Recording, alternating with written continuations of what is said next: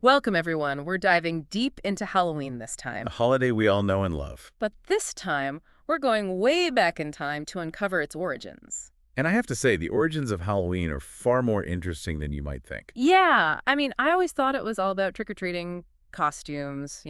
Candy. Yeah. But turns out it has roots stretching back centuries. To ancient Celtic traditions and beliefs. We're talking pre-Christian Europe here, right? Exactly. Our sources take us to the ancient Celts and a festival they celebrated called Samhain. Samhain. Okay, so that's where it all began. It's the foundation. Samhain marked the end of the harvest season and the beginning of winter. So like a transition point. A big one. The Celts saw it as a liminal time, a time when the boundary between summer and winter, light and darkness, even life and death, became blurred. Whoa, okay, hold on. Blurred. You mean they believed the worlds of the living and the dead could actually intersect? They did, and it was a time when spirits could cross over. They believed in the other world, a realm where souls journeyed after death. Okay, so picture this. It's the night of Samhain. You believe that the door to the other world is literally swinging open and spirits are walking among you. It must have been both terrifying and exhilarating for them. Just imagine. It makes you look at our modern Halloween traditions in a whole new light, right? Definitely. Think Mhm. about it. Kids dressed up as ghosts and goblins, going door to door. It's like a playful echo of those ancient beliefs about spirits roaming the earth. Exactly. It's a connection that most people probably don't even realize. So how do we get from this ancient Celtic festival to the Halloween we celebrate today? That's where things get even more interesting. To truly understand Samhain, we need to delve into Celtic mythology. Right, because myths often reflect a culture's deepest fears and beliefs. Exactly. And there's this great story called The Adventure of Nera that perfectly captures the blurred lines between worlds during Samhain. Tell me more about that. So it's about this warrior, Nera, who encounters a corpse on the night of Samhain. Okay, spooky already. And get this, the corpse asks Nera for a drink. Yeah.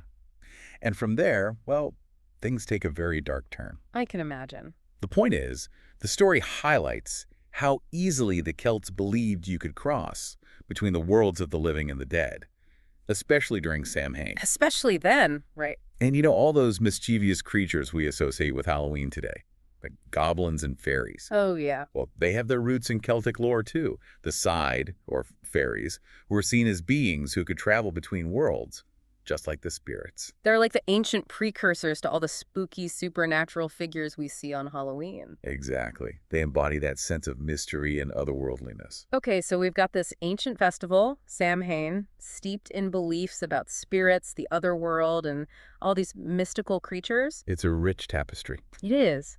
But how did it all evolve into the Halloween we know today? Well, that's where the spread of Christianity comes in. As Christianity took hold in Ireland, they didn't just erase the old pagan traditions. They kind of merged them, right? Like blended the old with the new. Exactly.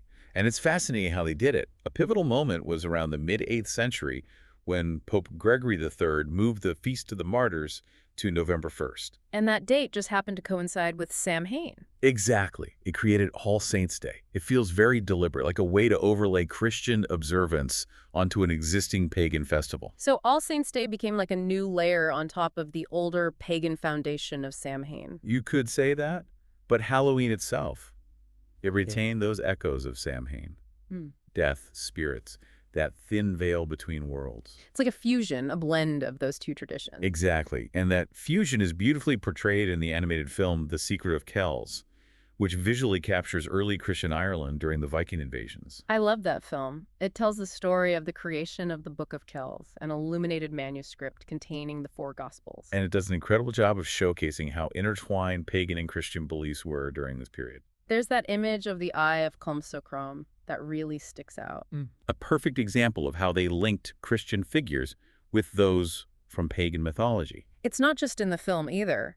In Irish mythology, Crom Carash, a deity, is often associated with Lugh, the Celtic god of light. Again, that blending, that complex relationship between different belief systems. It makes you realize that cultures don't just change overnight. It's a gradual process, with old beliefs and new ones often coexisting and influencing each other. And that's exactly what scholars have observed. Remnants of paganism are woven into Christian practices all across Europe.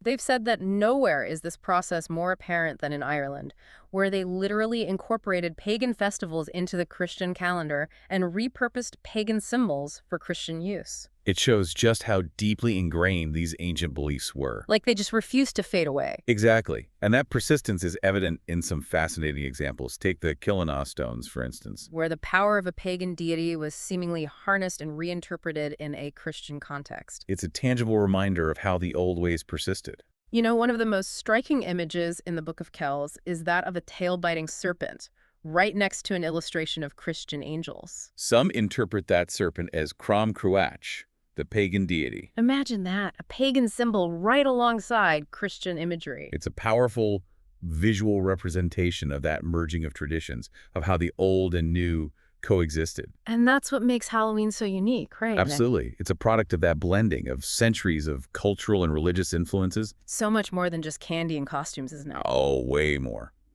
And there's still more to uncover. In the next part of our deep dive, we'll explore how Halloween evolved from these early beginnings into the global celebration we know today. I can't wait. Okay, so we've gone all the way back to Samhain in ancient Ireland and explored the influence of early Christianity on Halloween, but how exactly did we go from those ancient rituals to kids in costumes going door to door for candy? I mean, how did Halloween evolve into the celebration we know today? That's a great question. It wasn't like one day everyone just decided to dress up and go trick-or-treating. It was a gradual evolution, a mix of influences over centuries. Yeah, it's kind of hard to picture ancient Celts doing the whole trick-or-treat thing, right? Right. So where did it come from? Well, there are a few theories about that. Okay, lay it on me. Some historians trace elements of trick-or-treating back to medieval practices, like souling. Have you ever heard of that? Souling. Rings a bell, but I need a refresher. Basically, on All Souls' Day, poor people would go door to door offering prayers for the dead in exchange for food or money. So kind of like early trick-or-treating, but with prayers instead of spooky costumes. Exactly. It's this idea of going door to door for treats that seems to have persisted, even if it wasn't directly tied to Halloween at first. Makes sense. So the seeds were planted way back then, but what about costumes? When did people start dressing up in all those spooky outfits we see today? Well, the tradition of Halloween costumes actually has roots in both ancient and medieval times.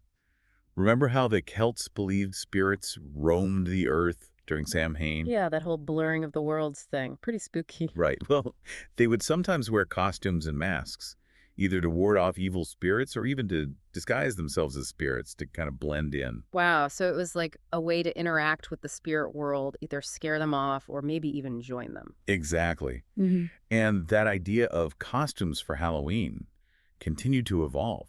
During the Middle Ages, there was mumming and guising. People would dress up and perform plays or go door to door for entertainment, sometimes for treats as well. So you've got these older traditions blending with newer ones, all adding to the mix that would eventually become Halloween as we know it. Yeah, and let's not forget the influence of Christianity. Remember All Saints' Day and All Souls' Day? Those were incorporated right into the mix. They were, and by the 16th century, you see all these customs and beliefs coming together, evolving into something that more closely resembles Halloween as we celebrate it today. So all these different pieces, ancient rituals, medieval practices, Christian influences, all coming together over time. Exactly. It's a fascinating blend. But we can't talk about modern Halloween without mentioning the elephant in the room. You mean how commercialized it's become? Exactly. Halloween today is a huge industry. We're talking costumes, decorations, candy, parties. It's hard to imagine Halloween without that commercial aspect now. Yeah, it's become such a big part of the celebration, but how did that happen? Well, mass production and marketing in the 20th century really changed the game. You suddenly had all these Halloween-themed products readily available. And at the same time, trick-or-treating and costume parties were becoming increasingly popular. So it was like a perfect storm for Halloween to transform into this major commercial event. Pretty much. It all came together at the right time. But even with all the commercialization, it's important to remember those roots, that rich history, and all the influences that shaped Halloween. I think that's what makes this exploration so fascinating. Even our most lighthearted celebrations often have deep roots in ancient traditions and beliefs. Absolutely. And understanding those roots can give us a deeper appreciation for the complexity of Halloween.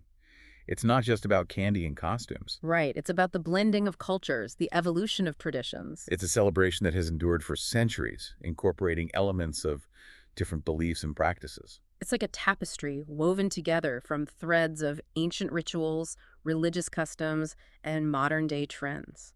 What a great way to put it. And unraveling those threads can actually give us a better understanding of ourselves and our place in the world. So even when we're just carving pumpkins and putting on costumes, we're participating in something much bigger, something that connects us to those who came before us. Exactly. It's a reminder that we're part of something that has endured across time and continues to evolve. It makes you think, right? As we gear up for Halloween, maybe we should take a moment to reflect on all the history and cultural influences that have shaped this holiday. It definitely gives it a whole new layer of meaning. Okay, so we've covered the historical evolution of Halloween, all the way from ancient rituals to the modern day commercialization. But what does all this mean for us today? Why should we care about where this holiday came from? Well, for one thing, it helps us appreciate the complexity of Halloween. It's not just a superficial celebration.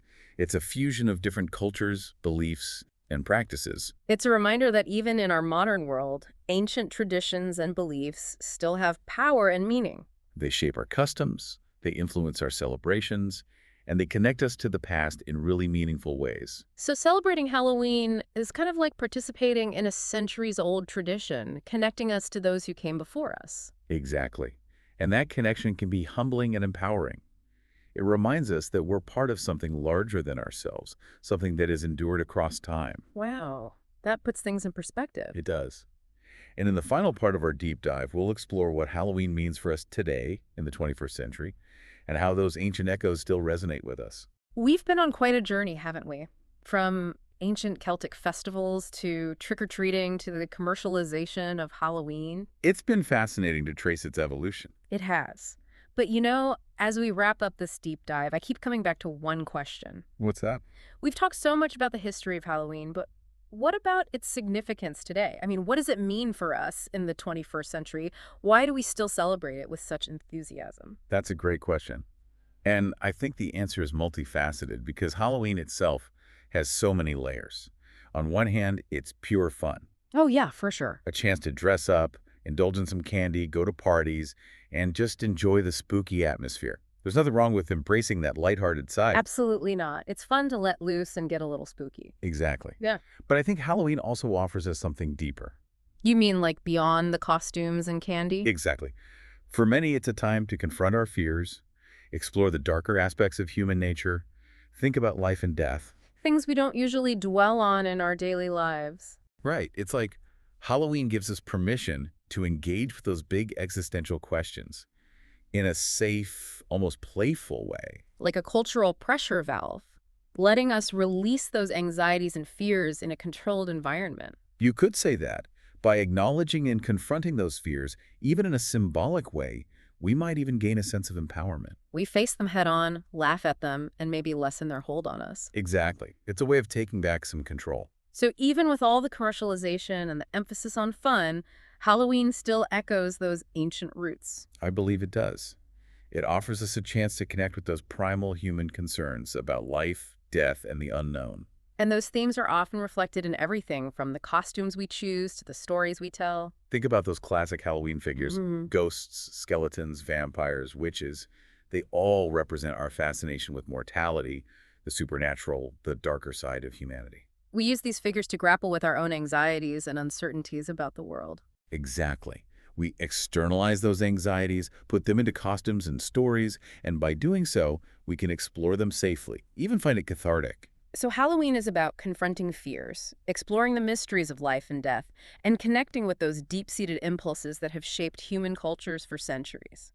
It's a powerful reminder that ancient traditions and beliefs still hold sway. They shape our celebrations, influence our art and literature, and offer us a glimpse into those enduring mysteries of being human. It's incredible, isn't it? It really is. And as we conclude this deep dive, I hope listeners will walk away with a deeper appreciation for Halloween.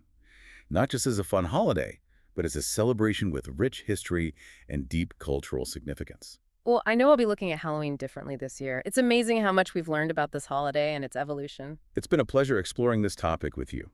And to everyone listening, I encourage you to embrace the many layers of Halloween. Have fun with it, but also take a moment to reflect on its ancient roots and the deeper meanings it holds. Happy Halloween, everyone!